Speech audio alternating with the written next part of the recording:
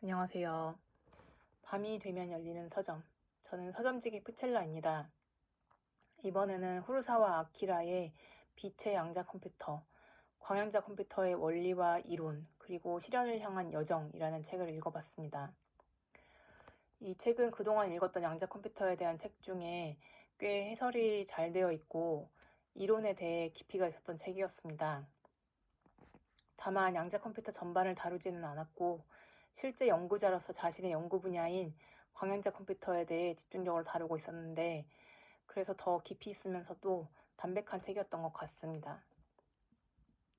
책을 선택한 계기는 일반인으로서 양자 컴퓨터를 알아보기 위해서 책을 고른다면 다들 이 책을 선택할 것 같습니다. 다른 양자 컴퓨터 책에 비해 얇고 글씨도 크고 그림도 많은 책이어서 이 책을 선택했습니다. 그리고 그 그림이 책 내용을 이해하는 데 많은 도움이 되었고 명확해서 좋았던 것 같습니다. 내용을 말씀드려 볼게요. 저는 양자 컴퓨터에서 중요한 부분이 병행 처리로 인해 획기적으로 빠른 속도라고 생각했습니다. 그런데 이 책에서는 속도보다 열 에너지 증가가 이론상 0이라는 점이 더 중요하다고 했습니다. 기존의 컴퓨터는 빠른 속도만큼이나 그 과정에서 발생하는 열을 식히는 장치도 중요한데 책에서는 그 열을 식히기 위해 꽤 많은 에너지가 들어가는 부분을 지적하고 있었습니다. 그래서 매우 작은 에너지로 계산을 할 수 있고 열 에너지 배출량을 이론상 0까지 가능하게 할 수 있다고 합니다. 양자 컴퓨터를 만들기 위해서는 절대 영도가 필요하다는 말을 들었는데 이것은 아마 일반적으로 양자 컴퓨터 모두에 해당하는 얘기가 아닌 것 같습니다. 최근 개발되고 있는 양자 컴퓨터는 여러 가지 방식이 있고 아직 어떤 양자 컴퓨터 기술이 가장 우월한지는 결정되지 않은 것 같습니다. 어쨌든 광자를 이용한 이 양자 컴퓨터는 계산에 많은 에너지가 필요치 않다는 점이 획기적인 핵심으로 보입니다. 양자 컴퓨터의 기준, 디빈첸조 기준이라는 게 있는데 몇십 년 이상이 걸린다던 양자 컴퓨터는 양자 어닐링 머신을 통해 범용형 개발에 불이 붙게 됩니다. 이른바 양자 컴퓨터 순추 전국 시대가 시작된 것입니다. 범용형 양자 컴퓨터는 고전 컴퓨터의 낫, 우어, 낸드 등의 논리 게이트를 사용하여 양자 어닐링 머신과는 다릅니다. 양자 컴퓨터 관련된 책을 읽어봤을 때 양자 컴퓨터의 기준이 있는 것 같아서 이에 대해 따로 알아봤는데 양자 컴퓨터 공식적인 기준인 디빈첸조 기준이 있다고 합니다. 그 기준은 양자 연산용 5가지 기준과 양자 통신까지 고려한 2가지 추가 조건이 있습니다. 양자 연산용 5가지 기준으로는 첫 번째로 확장성이 있는데 큐비트를 충분히 많이 구현할 수 있어야 하고 두 번째로 큐비트 초기화는 큐비트를 어떤 한 기준 상태로 정확히 초기화할 수 있어야 합니다. 세 번째로 충분히 긴 결맞음 시간이 있는데 계산 중 큐비트가 중첩이나 얽힘을 오랜 시간 잃지 않고 유지해야 합니다. 네 번째로 범용 양자 게이트 구현이 있는데 임의의 양자 논리 연산이 가능해야 합니다.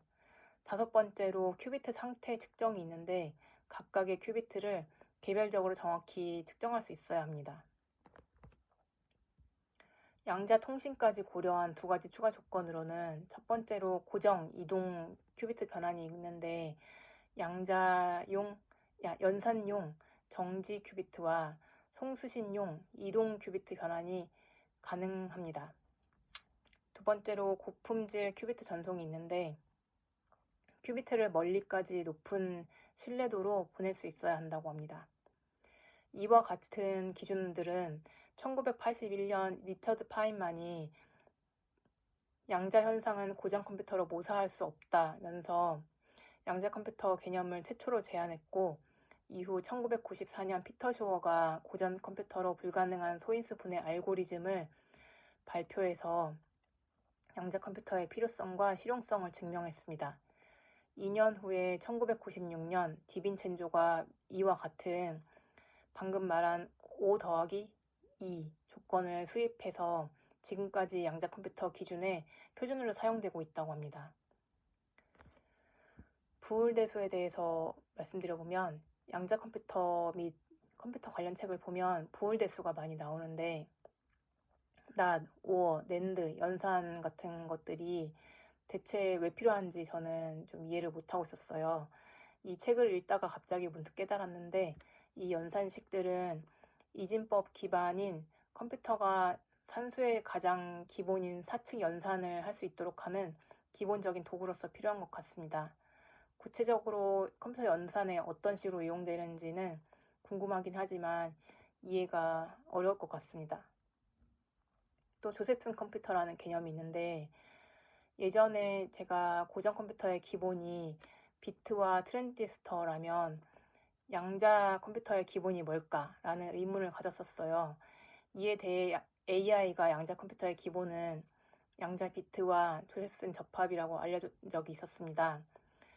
조셉슨 접합은 두 개의 초전도체 사이에 아주 얇은 절연체를 넣어 만든 소자인데 전자가 이 절연층을 양자 터널링 효과로 흐를 수 있게 됩니다. 이를 조셉슨 효과라고 하고 이 전류를 조셉슨 전류라고 합니다. 이로 인해 전압을 걸지 않아도 전류가 흐를 수 있게 됩니다. 조셉슨 컴퓨터는 조셉슨 접합을 기반으로 초전도 큐비트를 만든 회로형 양자 컴퓨터입니다. 즉, 양자 컴퓨터의 한 종류로서 조셉슨 컴퓨터가 있다는 뜻인데 모든 양자 컴퓨터의 기본이 양자 비트와 조셉슨 접합은 아니고 초전도 기반 양자 컴퓨터에 한해서 그렇다고 합니다. 양자 컴퓨터의 트랜지스터와 같은 세포가 뭘까? 당시에 상당히 궁금했다가 조셉슨 접합을 알게 되었는데 양자 컴퓨터를 공부하면서 아직 양자 컴퓨터는 지금의 고전 컴퓨터와 같이 트랜지스터, 반도체 등과 같은 널리 일반화된 소재가 정해지지 않았다는 것을 알게 되었습니다. 고전 컴퓨터에서 열이 발생하는 이유를 설명을 했는데요. 컴퓨터는 입력하면 출력이 나오는 프로세스인데 이때 금속과 반도체의 경계면을 전자가 통과하게 됩니다. 이때 포텐셜 장벽을 넘는데 입력에서 높은 에너지가 출력에서 낮은 에너지가 됩니다. 이 에너지 차이가 열로 발생하게 되는데 양자 컴퓨터는 이 에너지 차이가 없기 때문에 기본적으로 열 에너지 발생이 없다고 합니다. 앞서 말한 조셉슨 접합도 같은 원리로 생각할 수 있습니다. 양자 컴퓨터의 속도를 향상시키는 방법에는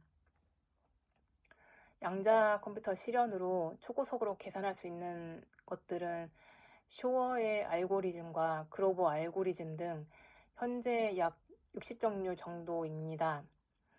즉, 양자 컴퓨터로는 모든 계산이 다 빨라지는 건 아니라는 얘기인데 이건 양자 컴퓨터 관련 책들 대부분에 나와 있는 내용입니다. 이런 양자 컴퓨터의 계산 속도를 향상시키는 방법으로는 크게 세 가지가 있는데 첫 번째로 계산 처리 스텝수 줄이기, 두 번째로 코어 계산 처리를 수행하는 회로의 클락 주파수 향상, 그러니까 1초 동안 처리하는 신호수를 늘리는 방법이고요. 세 번째로는 멀티코어가 있어서 여러 개의 코어로 병렬 계산을 하는 방법이 있습니다. 두 번째 클락수 향상은 더 이상 어렵고 세 번째 멀티코어의 경우 고전 컴퓨터라면 에너지량 과열 문제로 어려울 수 있으나 양자 컴퓨터는 가능할 수 있다고 합니다. 앞서 말한 이 세 가지 방법이 아니라면 아무리 양자 컴퓨터라고 해도 속도 증가는 어렵다고 합니다. 그리고 현재 개발 중인 양자 비트 방식을 크게 세 가지로 이 책에서는 설명하고 있었는데요.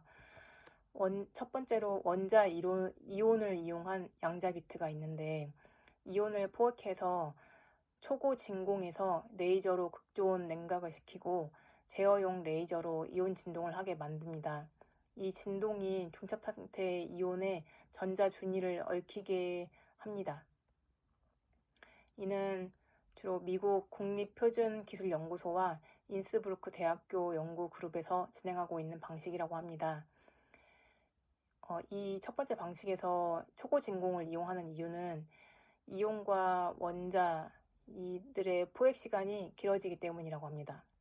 그리고 두 번째 방식으로 초전도체를 이용한 양자비트 방식이 있는데, 초전도체 상태의 작은 고리에 전류를 가해서 자기장이 생성되게 합니다.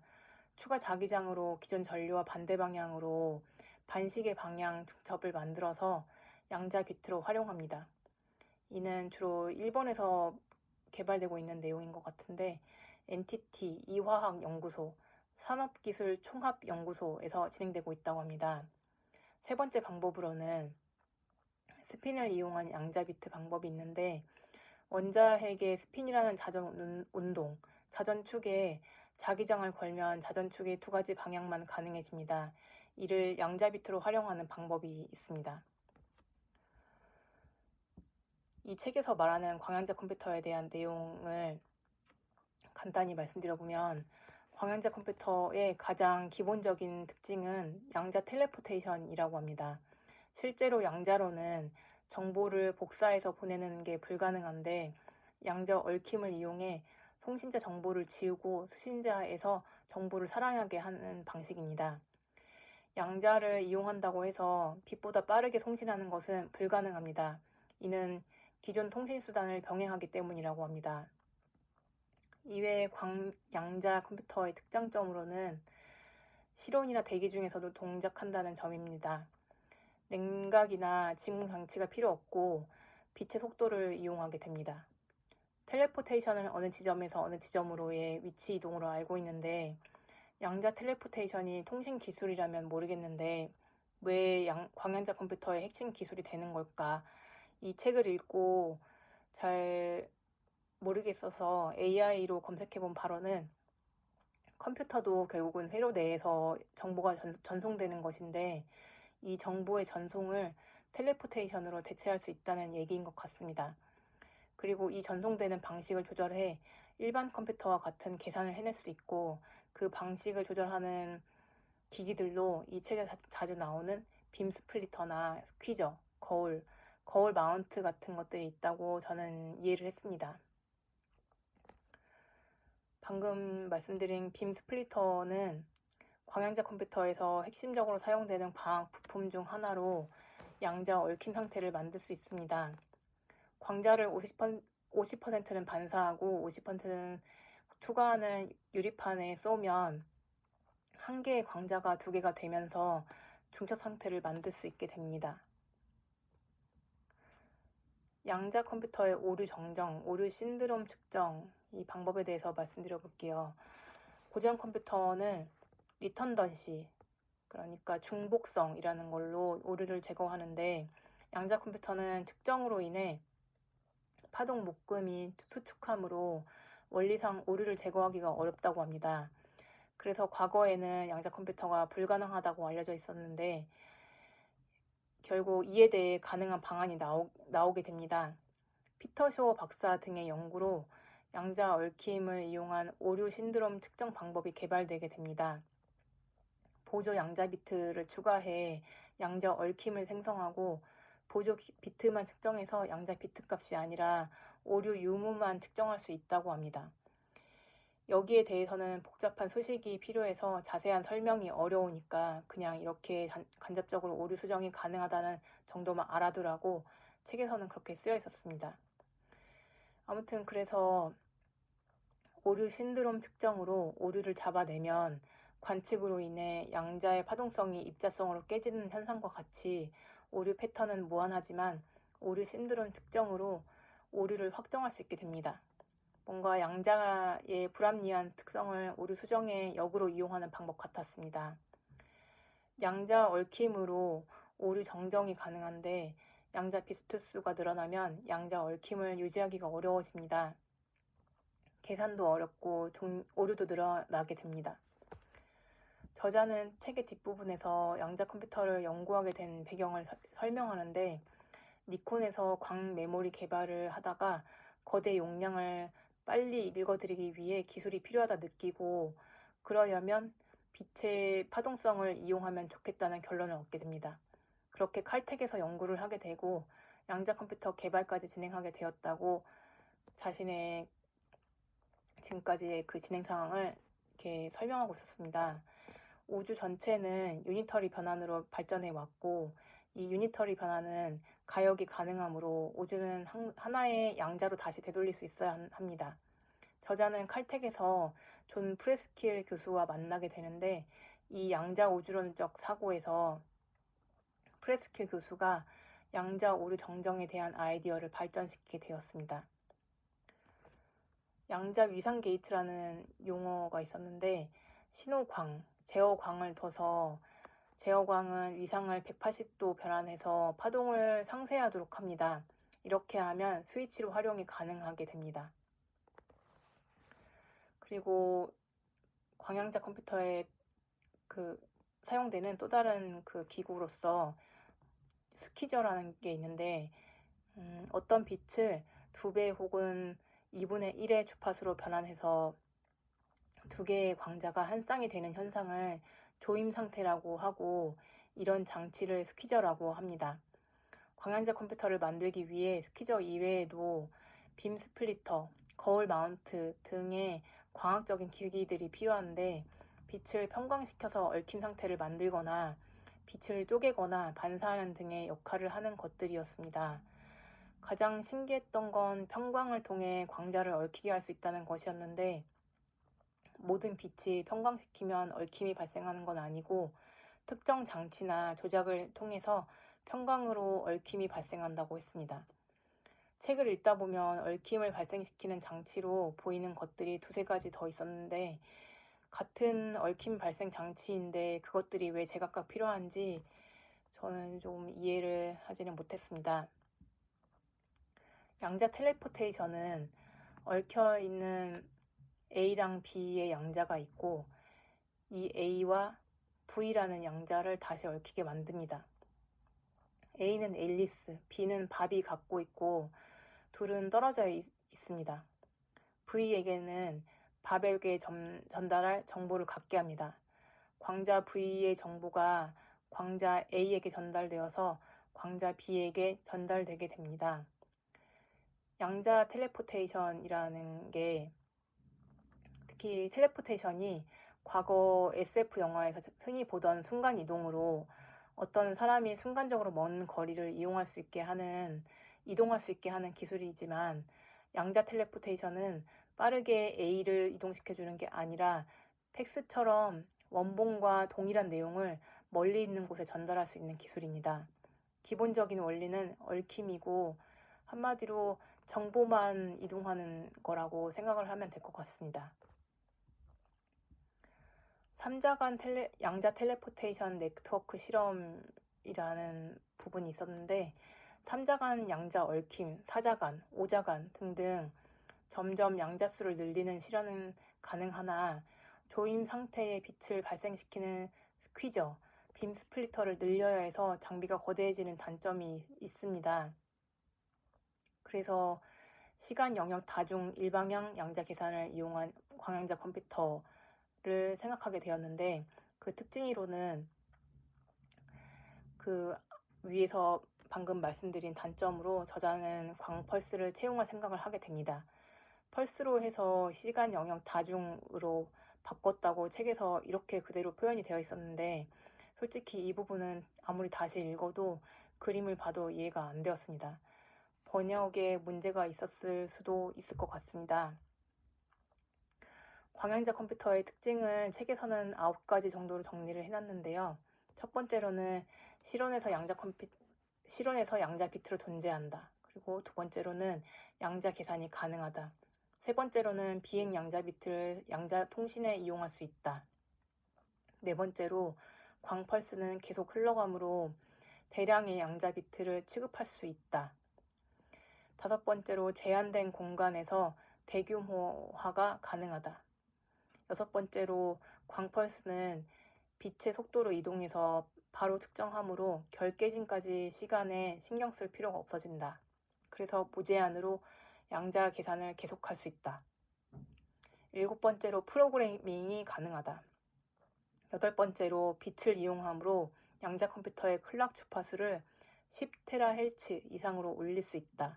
그래서 속도가 빨라진다고 합니다. 아홉 번째로 오류 정정도 가능하다고 합니다. 또 다른 방식의 시간 영역 다중 방식도 검토 중이라고 했는데 그게 바로 루프형 광양자 컴퓨터라고 합니다.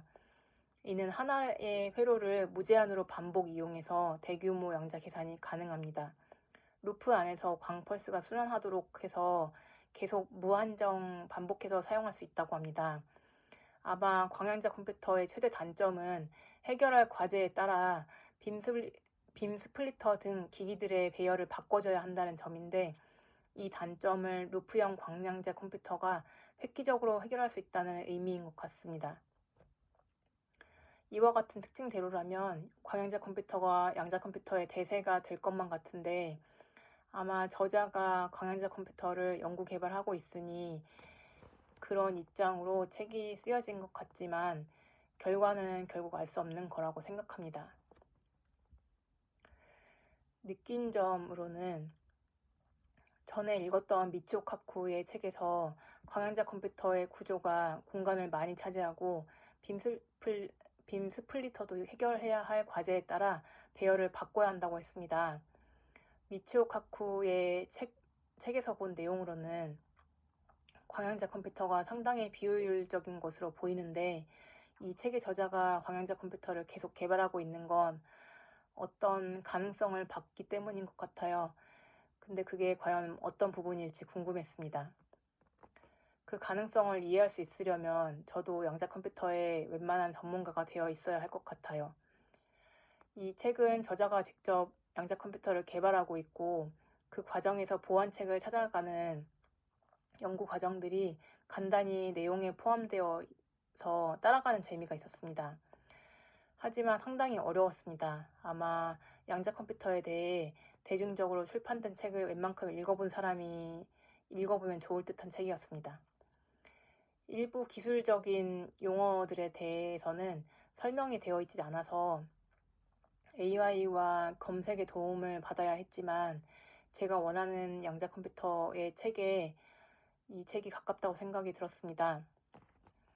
그 기준으로는 제가 5가지 정도 생각해 봤는데, 저자 본인이 직접 양자 컴퓨터 개발을 하고 있는 사람의 책이라는 것, 그리고 양자 컴퓨터 양자 역학의 역사나 과정, 슈레딩거의 고양이와 같은 다른 책에서도 반복되는 내용들은 웬만큼 생략된 책, 최대한 최신 기술에 대해 나와 있는 책, 그리고 도움이 될 만한 그림이 일반인이 알아보기 쉽고 명확하게 잘 나와 있는 책, 마지막으로 양자 컴퓨터에 사용된 실제 기기, 하드웨어적인 부분에 대한 설명이 잘 나와 있는 책, 이렇게까지가 제가 원했던 책의 조건이자 이 책이 좋았던 이유였습니다.